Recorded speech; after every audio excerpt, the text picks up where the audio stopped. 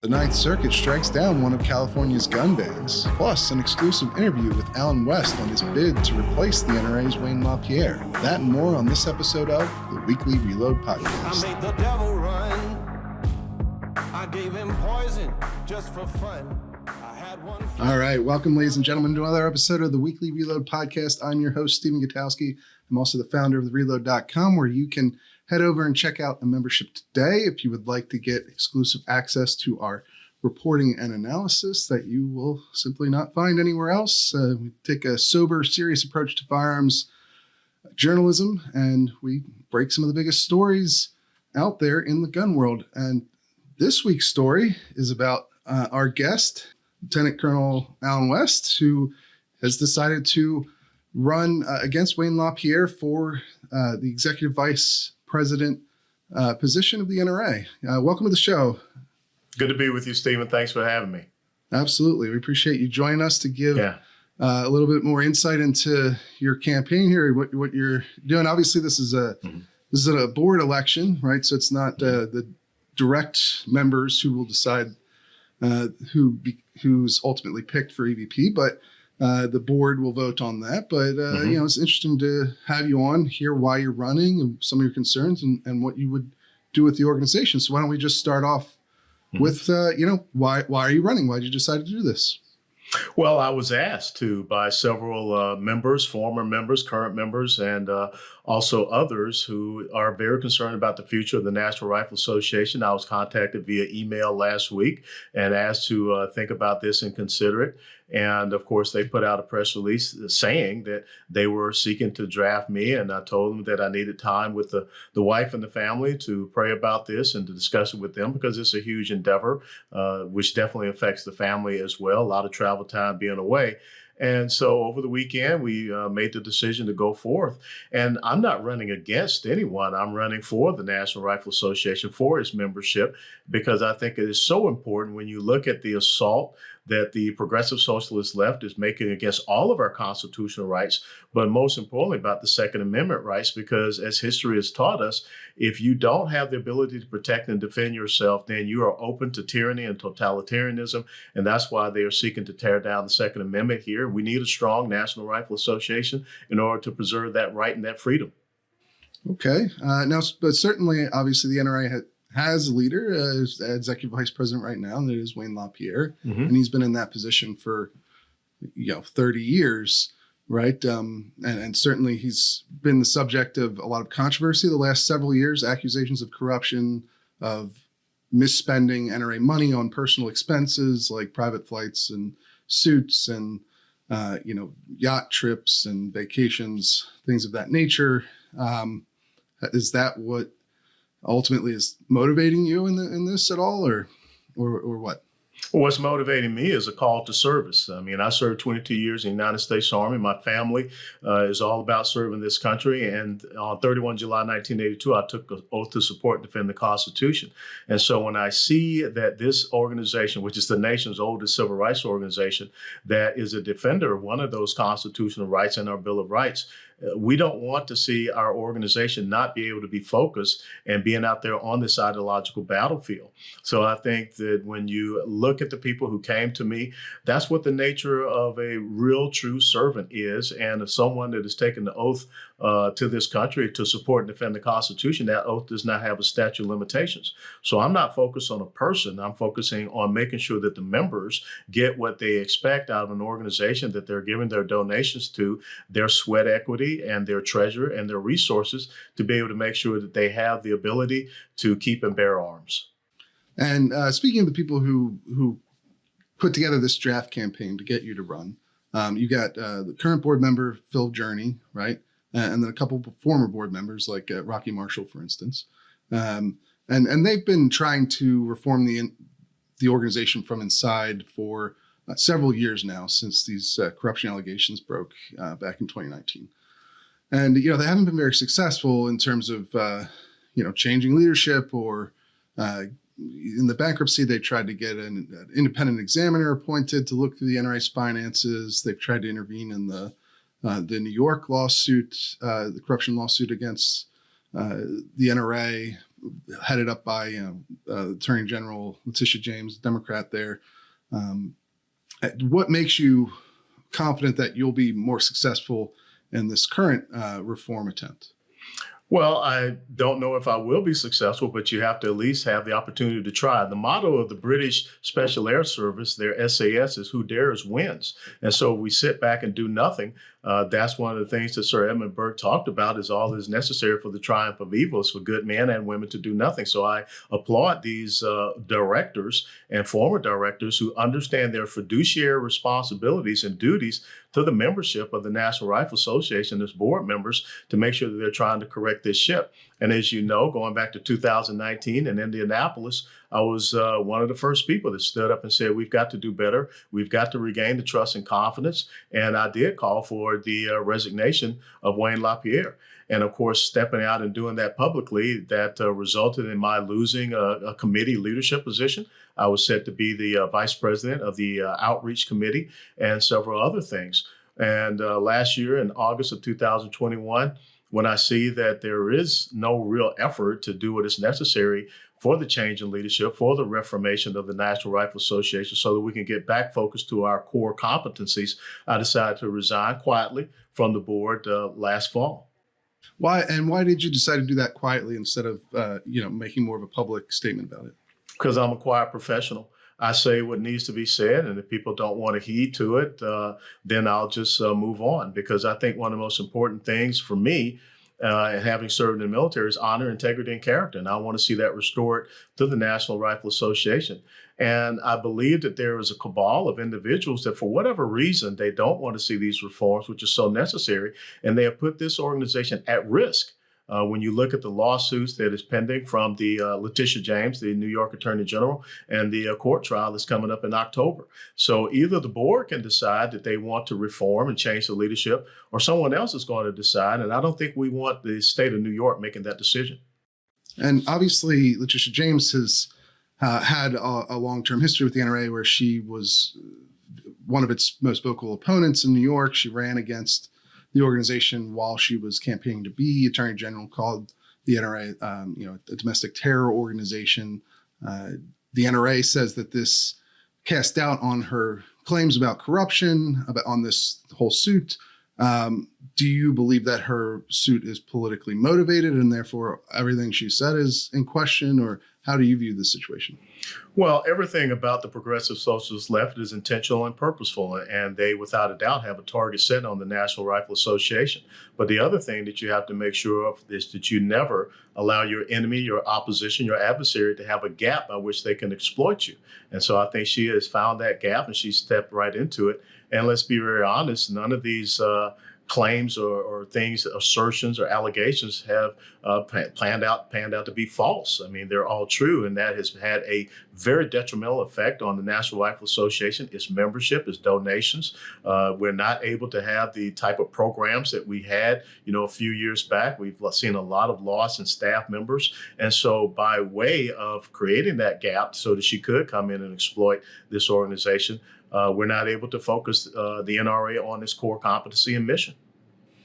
And yeah, as you mentioned there, the NRA has lost about half of its revenue and cut about half of its spending over the last 3 years between 2018 and 2021, according to the internal documents that we published last year. Do you see that as the direct result of this suit, or obviously COVID played a role there as well, and the shutdowns and the issues that a lot of charities have? Are you just not confident in current leadership to recover from those losses? Well, it's not my confidence, it's the confidence of the membership. And I think that's what you see happening. And when I was on the board of directors, I get many letters addressed to me because they knew that I was trying to take a stand for doing what is right and reforming the National Rifle Association. There are many people that are concerned. Many people are saying that I'm just not going to donate my money again until I see some type of change, some type of reformation for this organization. So the membership, this is supposed to be serving, the organization is supposed to be serving, the board of directors is supposed to be responsible to, they're not seeing the changes that they think are necessary for them to restore their support to the organization. there's obviously something to be said about how far along this suit in New York is. Trial is coming up.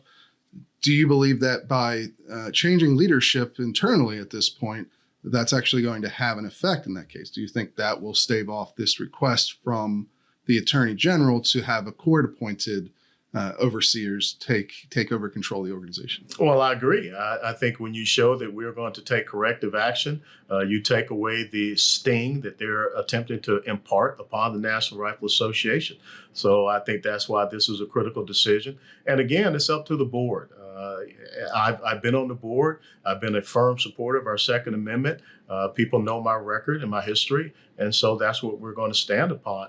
But if the board makes a decision that they want to continue on the same course, there are going to be consequences. There are going to be ramifications. And so why don't you give us your pitch for how you would do things differently if you were appointed to be elected to be Executive Vice President of the NRA? Well, the most important thing is you have to get back to restoring that trust and confidence of the membership in the organization. You have to get back to people understanding that this organization is going to be focused on honor, integrity, and character, that we're going to be good stewards of the donor money, and we're going to get back to those core competencies. The National Rifle Association was founded coming out of the Civil War because they saw an issue with marksmanship. As a matter of fact, one of the first leaders was General Ambrose Burnside, the quote unquote hero of Antietam. So we've got to get back to the shooting sports. We've got to get back to the marksmanship programs, all of those things that are really the foundation and core of the National Rifle Association. We've got to make sure that we're doing what is necessary to protect the Second Amendment and making sure that we're standing and ensuring that we have those candidates that are running out there that will support protecting that. But we also have to do what is necessary to protect the gun manufacturing industry and also the financial services that are tied to the gun manufacturing industry. So it's important that we work with them as well and start looking at how we can develop the means by which we can protect them, because what the left is trying to do is attack the system of the Second Amendment, not just going after the ability to own the weapon, but going after the weapon, going after the ammunition, going after everything that they possibly can. So we have to be more proactive instead of reactive and meeting them there. But I think without a doubt, the most important thing is that you have to be in constant contact with what is going on with the people there, have those staff meetings, sitting down and talking with your direct reports, and then also making sure that you have that strategy and that plan that people can see and understand, and they know exactly where you're trying to take this organization. But without a doubt, we've got to get back to our core competencies. I think one of the things that hurt the National Rifle Association when they tried to go into this carry guard, this insurance program, because the NRA is a 501c3 not-for-profit organization. Of course, when you start to get into insurance, that's a for-profit thing, and that's where we got in trouble in the state of New York. And so one of the main reasons that the NRA's revenues have fallen over the last several years is because their membership has fallen, even at a time where we've seen the creation of 13.5 million new gun owners, according to the gun industry.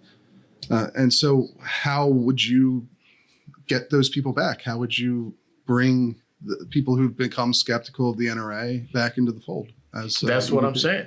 You have to eliminate that skepticism. People have to see and understand your reputation and that you are there to be a servant to them. And it's not about self-service, or it's not about special interest service, which I think in many ways people are very concerned about that has happened in the National Rifle Association. They don't want to see a small little cabal of individuals that are determining the direction and also getting financial benefit thereof. They want to make sure that when they're donating their money, that their return of investment is on those core competencies, as I talked about, the programs that the National Rifle Association stands for, and also defense of the Second Amendment.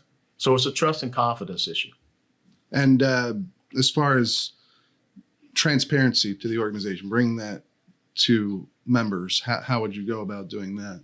Well, I think that you have to have that constant contact. One of the things I did when I was a member of Congress, at the end of every single week, I put out what I call the weekly sit rep. And those of us in the military, we know what that stands for, situation report. So I think it's important as the EVP is that you are constantly making sure that people understood the things that happened within that week, the decisions you had to make, and what you're looking at doing in the following week. So no one is ever under the suspicion that the NRA is going in a direction that they don't know or understand or don't agree with. And you have to have that connection with them. I think one of the great things is have a podcast like this where members can dial in and ask questions of the EVP directly. Have that maybe once a week or once every other week. Interesting. So that's an interesting approach to winning over some of the skeptical former members. Now, of course, to get to EVP, you have to win over skeptical board members. And you've received already some very negative public attention from key members of the board, specifically David Keene, who's a former president and current board member, wrote an entire op-ed in Ammo Land decrying this campaign to get you to be a candidate for EVP. And I wonder how you can talk to someone like that who's and convince them that your way is the right way. Well, when I was a commander in the military, you always had the barracks lawyer, and you didn't sit around and worry about appeasing, compromise, or negotiating with the barracks lawyer. You stayed true to your mission and to the unit and the soldiers overall. So the thing is that, if this is going to be about the politics of character assassination, I'm not going to pay any attention to that, and that's not relevant to me. And you should not be talking about me personally. You should be talking about how we can better this organization and take it into the future and make sure we secure its legacy. So I would tell you that whatever comments that Mr. Keene has made is more of a reflection on him than it is of me. Yeah, I mean, so he's painted you as somebody who's more of a show horse rather than a workhorse, I believe were his words when it comes to, he says you're a very good, gifted orator and good at giving speeches, but accused you of not being able to follow through on some of the positions you've held in the past, criticized your most recent run against Greg Abbott for governor in Texas. He's painted this idea of you as somebody who can't run an organization like the NRA. What do you say to that? Well, I would tell you that as a young man in the ages of 40, I deployed 600 soldiers halfway across the world with millions of dollars of equipment into a combat zone. So I think that is a proven testimony to my abilities, and the American people trusted me with their most precious resource, and that was the lives of their sons, because I was in a combat unit. And once again, if you're sitting around and talking about me and you're not talking about the organization, that's a testimony to what you feel is more important, destroying me or defeating me. And, when I look at my time as the chairman of the Republican Party of Texas, we flipped the Rio Grande Valley. And here in the Republican Party of Texas, we had one of our legislative priorities, constitutional carry. Texas became the 21st state to get constitutional carry during my tenure as the chairman of the Republican Party of Texas. That had not been done in the previous 8 or 9 attempts to get constitutional carry done. So I think that's a testimony to my resolve, my resiliency, and my determination when it comes to our Second Amendment rights.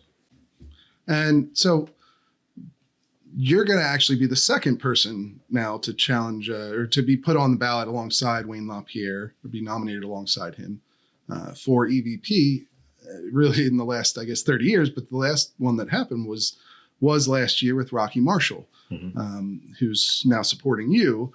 But at the time, he only got 2 votes during that board meeting in Charlotte, North Carolina, and Wayne got 44 votes.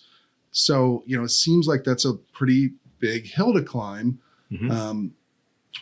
What is it that you think sets you apart in terms of being more appealing to the board members who are going to decide on this?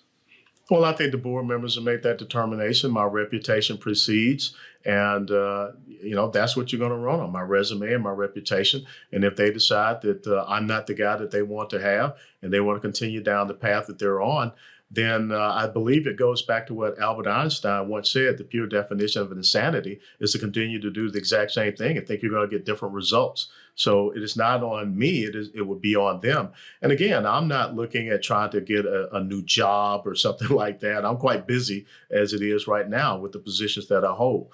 But without a doubt, when someone calls and asks you to step up and serve and be a part of a constitutional organization like the National Rifle Association is, a civil rights organization like the National Rifle Association is, you got to answer that call. And that's exactly what I've done. Okay. And, another interesting thing about that vote is there are 76 board members in the Yeah. NRA. And so obviously that only adds up to 46. I believe there were 3 abstentions of people who actually were at the meeting. So that's 49. Absenteeism is really a big problem, even for the board meeting where the board was deciding whether or not to approve the bankruptcy filing. I mean, taking the largest gun rights group in the world into bankruptcy, you still had a large percentage of the board miss that vote altogether. Is the board, you were on the board. Yeah. Is the board too unwieldy as it is now? Is the structure of the NRA the right structure to move forward with to reform the organization?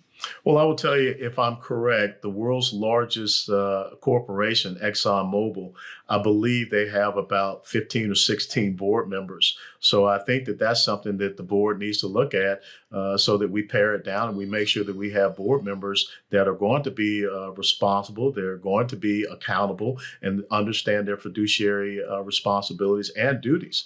And I've always talked about maybe we need to look at bringing the board down to half of that, 36, or maybe even down to 18 instead of this unwieldy 76 board members. But that's something that the board would have to discuss. But that's also something that the membership needs to be more concerned in. And I think that it's important that the membership of the National Rifle Association starts to allow their voices to be heard. And of course, we'll have the annual meeting of the members coming up in Houston on Saturday of Memorial Day weekend.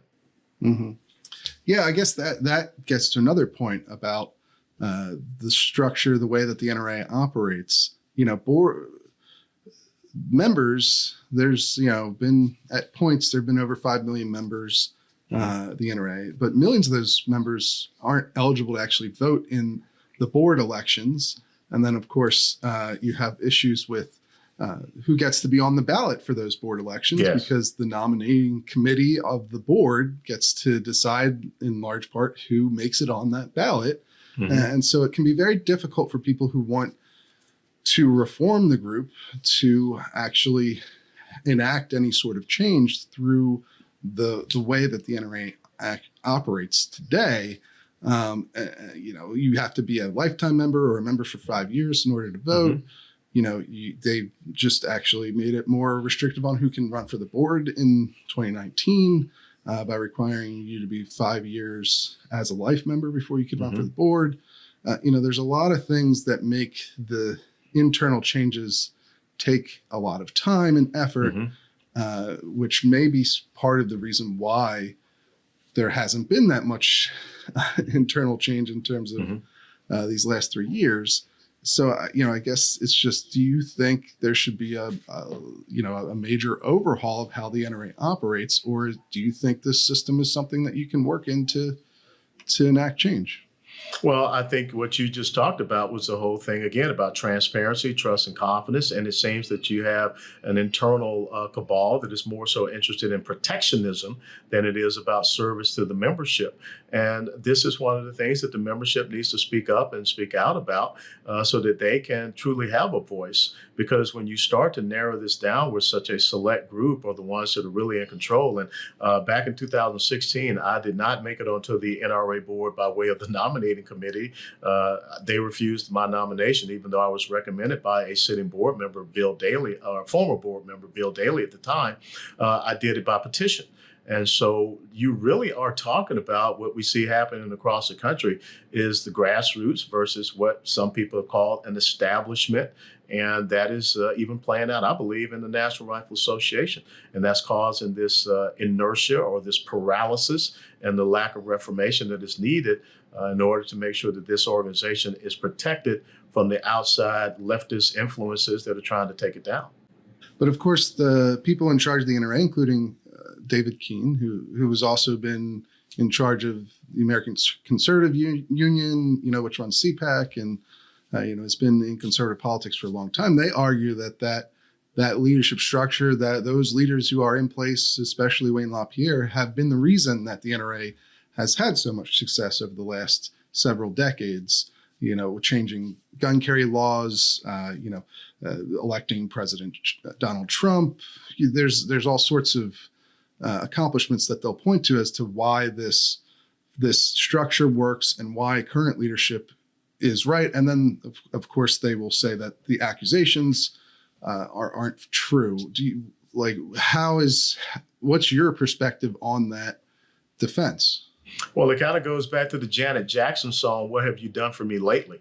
And I think that when you look at what is happening right now in the organization, if you want to be delusional and bury your head in the sand and say that everything is hunky-dory and everything is okay, then that's the gap that allows you to be exploited. And that's exactly what we see happening right now with the situation that the NRA is in, with the lawsuits and the things that are happening. And of course, the death by 1,000 cuts, the slow dripping, where you see the NRA is bleeding resources and bleeding donations and bleeding memberships. Okay. And so, obviously I'm sure there will be plenty more debate over Lane's leadership and your candidacy here. But one thing I would also wonder about is your philosophy for the NRA going forward. If you do become EVP, you've obviously been the chairman of the Texas Republican Party. The NRA has been accused of moving in too partisan a direction towards the Republican Party. Appealing to a very specific kind of gun owner at the cost of appealing to other sorts of gun owners out there. What's your perspective on that? Do you think that the NRA is right to focus on, politically engaged conservative gun owners who tend to vote Republican, or do you think that, there's more room to try and appeal to other demographics that own guns? I'm just trying to get what your point of view is and what direction you would take the NRA in that regard. Well, the fastest growing demographic right now for gun owners are females, women. And I think that we have to continue to be able to support them. And when you look at what is happening, especially in our minority communities and the inner city communities, with this rampant rise in crime, the gang violence, the drug trafficking and violence, and also we see this bail reform where we have violent criminals being released back onto the streets. I think that you have to attack this from a governing philosophy perspective and not a political party perspective.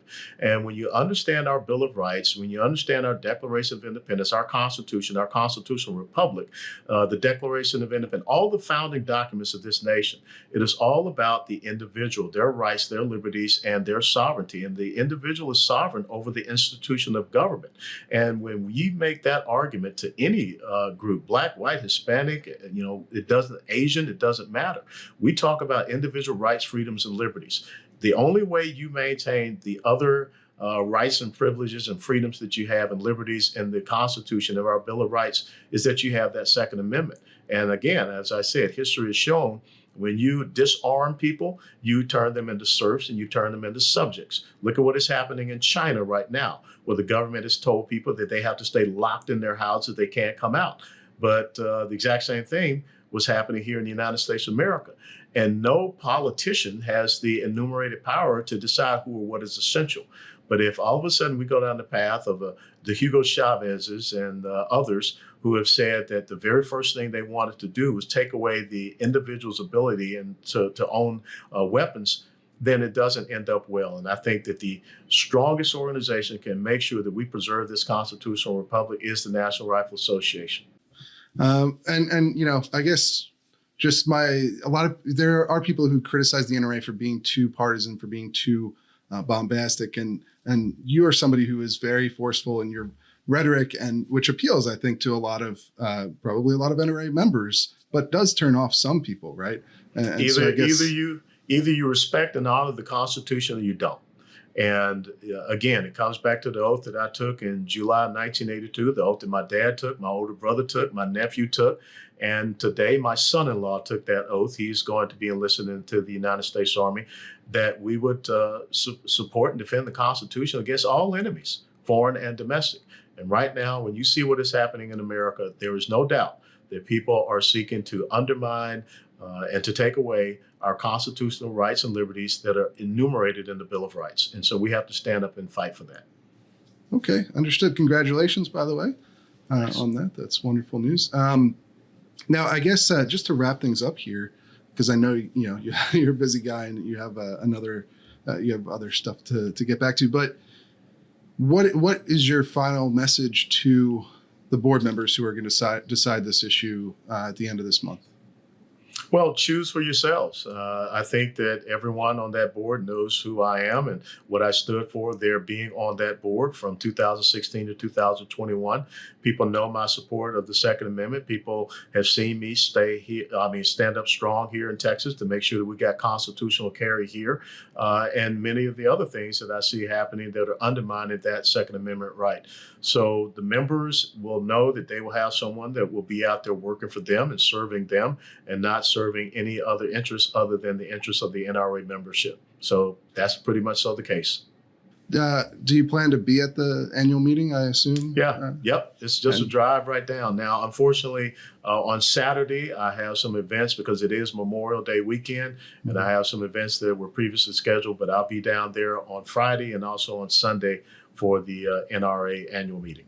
And will you be at the board meeting on Monday as well? Monday, I have to be in Paris, Texas from 10 to about 12:30 for a Memorial Day weekend event. So my heart is with those who made the last full measure of devotion, and the board's going to decide whatever they're going to decide, whether I'm there or I'm not there. But I'd rather be there to support our fallen comrades.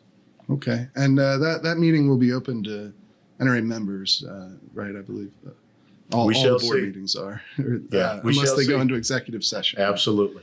Okay. All right. Well, we appreciate you coming on and answering some of the tough questions and giving us your view of this whole situation and Sure. And your plan for how you would personally change things. So thanks again for joining us, and hopefully we can have you on again in the future as well. I look forward to it, Stephen. Take care of yourself. All right. We're going to head over to the news segment, the news update segment now, and I'll talk to you again soon. All righty. All right, it's time for the weekly news update. I'm here with Reload founder Stephen Gutowski. How are you this week, Steve? I'm doing good, Jake. How are you doing? I'm doing great. We've got some big news this week, a lot of big gun stories, particularly out of California, one of which you wrote about. We got a new pro-Second Amendment ruling from the Ninth Circuit, if you want to tell us a little bit about that. Yeah, it's interesting. This is a 3-judge panel on the Ninth Circuit. They found that California's ban on 18 to 20-year-olds owning centerfire semi-automatic rifles is unconstitutional. It violates the Second Amendment, and they ordered the lower court to go back and reconsider the case on those grounds.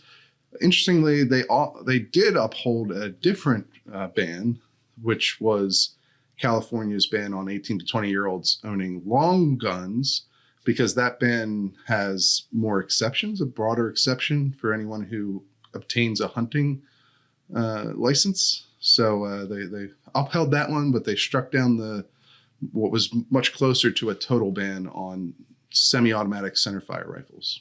Yeah, it's pretty interesting. As you said, they're allowed to continue requiring that someone in that age group obtains a hunting license before they purchase, which I think is an interesting distinction to draw in this case. But the judge, in his opinion in this case, really pointed to a lot of interesting history about Americans in this age range having a long tradition of owning and bearing arms.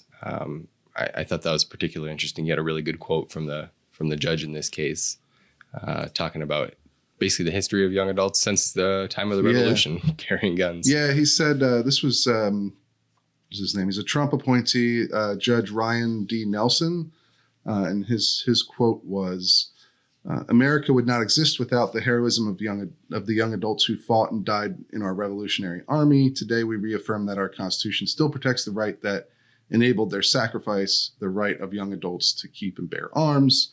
So this was it was essentially an age discrimination suit, right? It was a Second Amendment suit, but it was based on this idea that you can't bar adults under the age of 21 from owning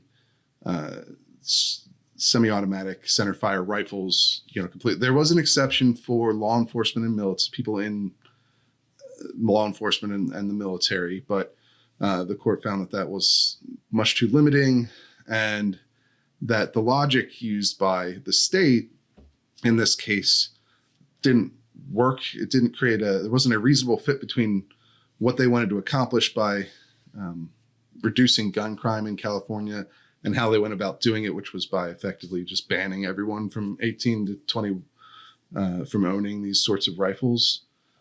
So, they basically they found that it's interesting. They went to strict scrutiny for sort of the legal nerds listening.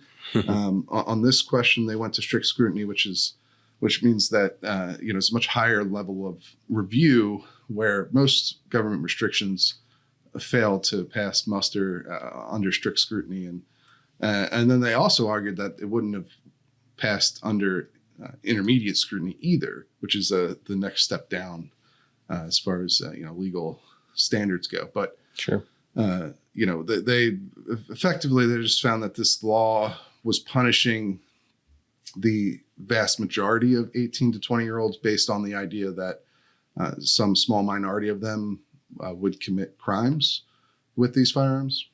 Sure. And, because this is a Ninth Circuit ruling, there's kind of that this basically a lot of time when you see any kind of Ninth Circuit ruling, there's the threat of it going to the full panel. I know you reached out to the California Attorney General's office. Did you get any indication from them what might be coming next? Yeah. So they told us basically that they're reviewing the decision and that they'll continue to defend California's gun laws. So essentially they didn't say yes or no, we're going to request an en banc, hearing of this case. But I think if you're a betting person, you would bet on them absolutely asking for an en banc review, and on that en banc review coming back in favor of California, as has happened several times in recent memory here. Most notably, November of last year, you had the magazine ban was overturned as unconstitutional. Same with the assault weapons ban. Lower court, and then and then it was upheld by the en banc panel. So, it's going to probably end up that way, but you never know until they actually do it. Sure, especially because, as you pointed out, they applied a strict scrutiny analysis to this law, which I have a hard time seeing the Ninth Circuit allowing that to be precedent for reviewing these types of cases. Because as you said, under a strict scrutiny regime, the government basically loses. And I don't think California or the Ninth Circuit is going to allow that to stand, where they have a gun control analysis where the government loses. Probably not, but certainly it is helpful to the plaintiffs in this case, which, by the way, there were a number of gun rights groups involved: Firearms Policy Coalition, the Cal Guns Foundation, the Second Amendment Foundation were all plaintiffs in this case. And, it helps them if they ever do make it up to the Supreme Court. We're obviously looking well ahead here, but if it goes through en banc and the panel finds the state law is constitutional, then the fact that it got struck down earlier could help in a appeal up to the high court. But that's a ways off from this point. It was interesting to read some of the back and forth between the judges in this case. There were 2 Trump appointees and 1 Clinton appointee, and they came out the way you probably might expect based on those the political considerations there. But effectively the dissenter in this case, the Clinton appointee, whose name is what is his name? Judge Stein. Yes, Stein. Thank you. Stein. He effectively argued that California ought to be able to enact this ban because young people in that age bracket are more statistically more inclined to commit violent crimes, and therefore, this sort of prohibition is appropriate as a way to lower the gun crime rate in California. Now, certainly, this is a controversial idea that Judge Lee, Kenneth Lee, who was the other Trump appointee, who actually wrote a concurrence that sort of went a little further into pushing back on this particular argument.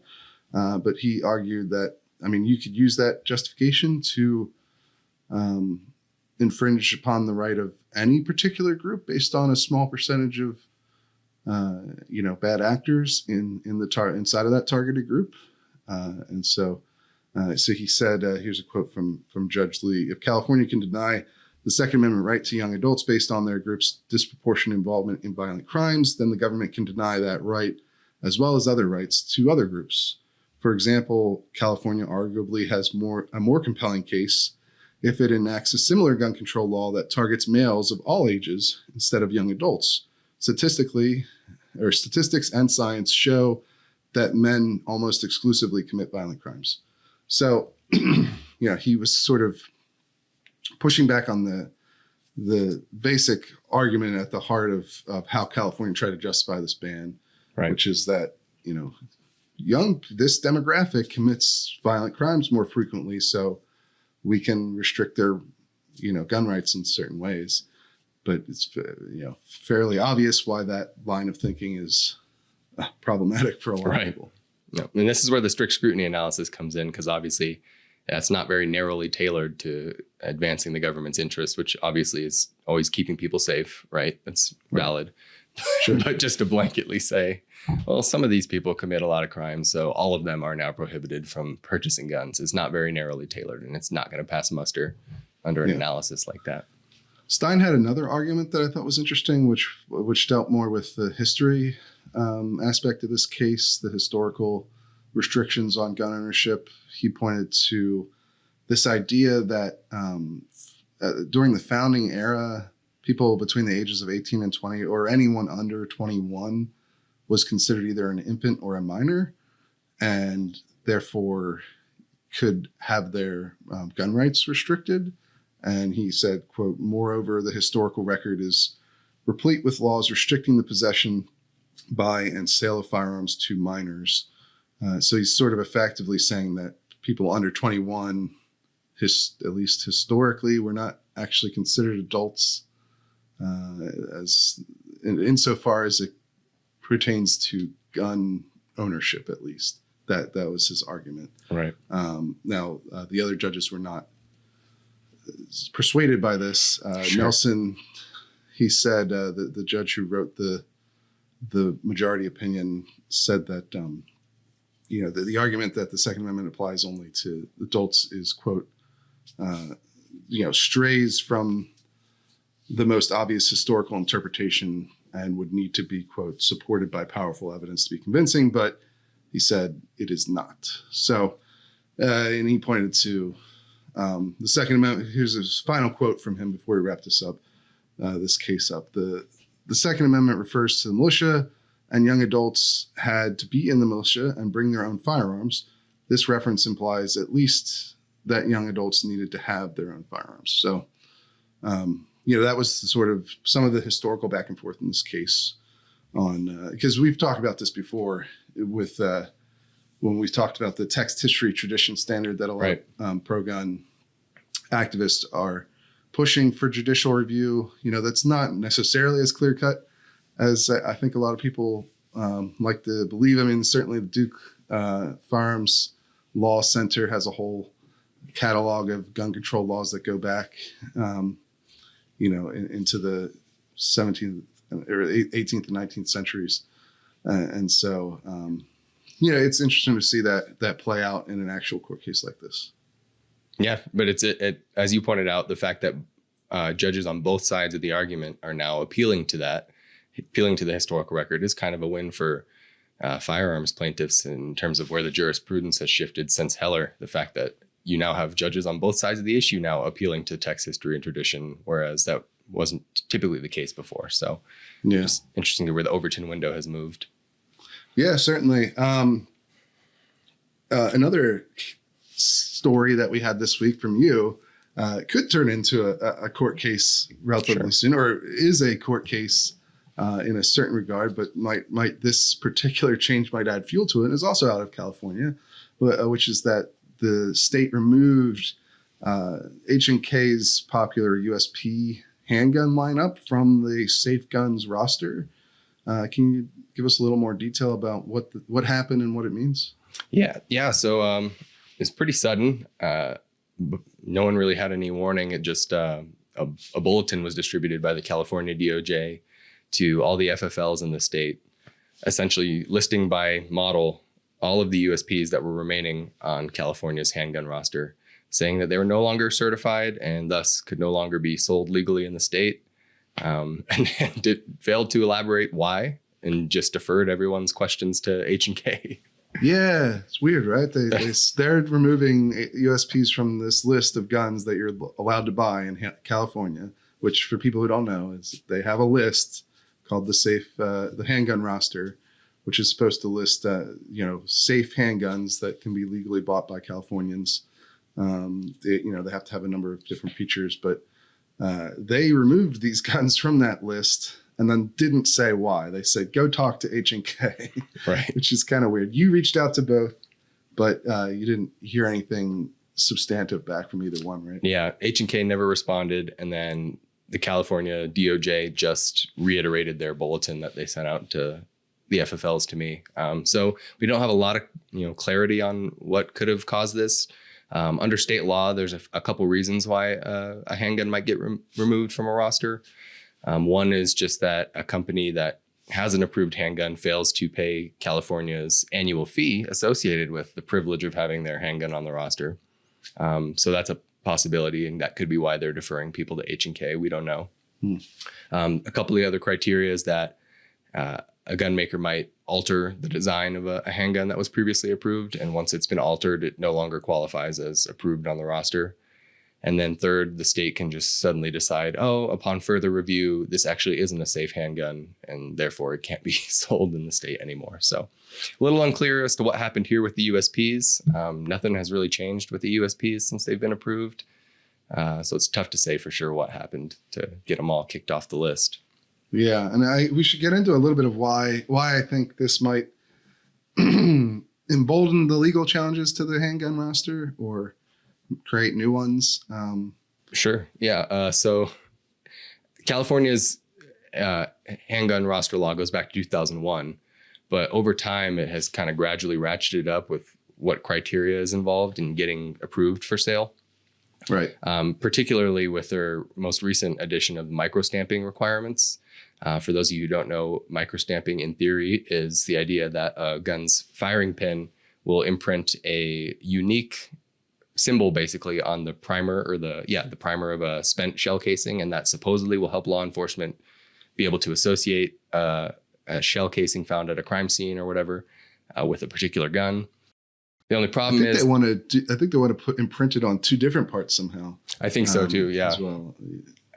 Basically, the only problem with that is it's a pretty fickle technology. It's not really worked out yet. No one's really been able to master it, and as a result, nobody makes these guns, right? Nobody anywhere in the world makes a gun that has microstamping technology in it. Right? Correct. Yeah, nothing that's commercially available as far as I'm aware. And so because of that, all these new guns that come out don't meet California's requirements and can't be added to the list. And so I believe not a single new gun has been added to the list since 2013 or 2014. Mm-hmm. So that's 8 years. That's 8 years where nothing has been added. But as you see, they can, overnight take a whole sweeping list of approved pistols off the list. Yeah, from a major manufacturer too. Yeah, H&K is not some small company. Right. H&K is a very popular gun maker. The USP is a very popular line of guns. And the fact that they also passed another addition to this roster, it hasn't gone into effect yet, but it will this summer, where if they ever get around to approving another handgun, the state automatically must remove 3 models or 3 handguns for every additional handgun they do approve. So you right. just get a diminishing supply.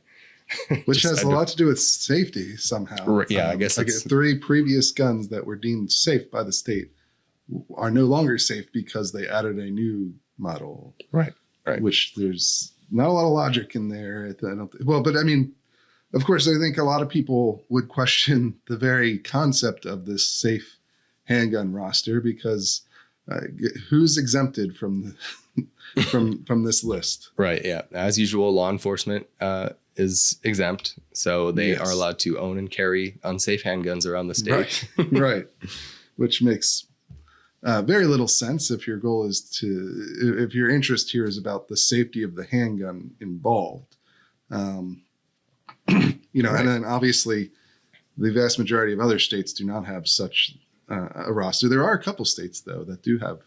There are a couple other ones that have rosters, but they treat theirs a little differently, right? Yeah. Maryland and Massachusetts both have handgun rosters.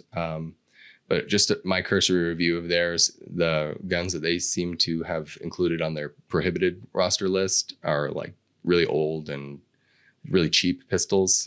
So kind of a bias towards what they think are crime guns, essentially, are the ones that aren't allowed to be owned. But they have most of the new models get added to their list as long as they're compliant with things like the magazine capacity restrictions and whatnot. Right. So it's just California's that has this sort of arbitrary tapering down over time. Yeah, and so as we see these legal challenges pile up in California and have more success, and we see the Supreme Court moving in a more conservative direction, potentially, this particular regulation, because it's so close to Heller, which was about the banning of handguns, right? It seems prime for another Supreme Court crack at this whole situation. And so that'll be very interesting to watch. I think we're going to see movement on that if they continue to push things in this direction, especially. Yeah. Obviously, there's still California is huge. It's a massive state with a lot of people in it and a lot of gun owners. And so these companies are still making these older generation guns like Glock. I think the last one approved was Gen 3, and now their most modern ones are Gen 5. But they're still producing those older ones to sell in California because it's still a big market. Maybe sometime down the line too, you might see more industry resistance to policies like this if they continue to remove guns from the approved list, because they could always refuse to sell to California law enforcement or service the guns that they've sold them. There's all kinds of things the industry could do if it wanted to sort of, go full force against this. I think we were more likely to see a legal challenge succeed before something like that happens. But we'll keep a watch, right? Yeah, no, I think that's exactly right. This provides great fodder for an interesting lawsuit, because does this qualify as a de facto handgun ban over time if you're just whittling away the supply of what you can buy and not adding anything? And there's already a pending legal challenge from the Firearms Policy Coalition over this provision. So it's already getting started. I will say that the California Supreme Court, the state court, did uphold the roster in a previous case.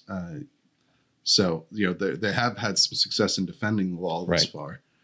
But the question is really how far can they push this before especially the federal courts start to really step in and take notice.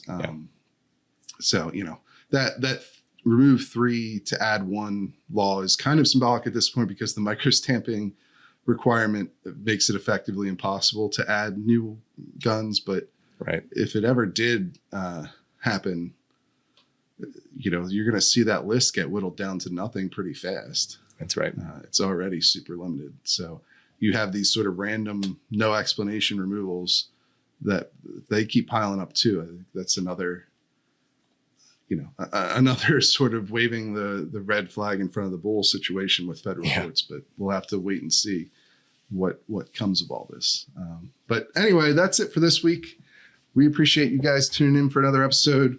If you want to read more of our reporting, please head over to thereload.com. Sign up for our free newsletter if you haven't already. And if you appreciate the kind of journalism that we produce here, informed, independent journalism, then consider buying a membership where you'll get exclusive access to hundreds of pieces and you'll also get the Sunday newsletter where you'll get this podcast a day early too. And the opportunity to appear on the show. We need to have another member segment coming up very soon. So if you're a member already and you want to be on the show, just reach out, send an email, reply to your Sunday newsletter, and we'll get you on the show. We love talking to you guys. But yeah, that's it for this week. We'll be back again soon.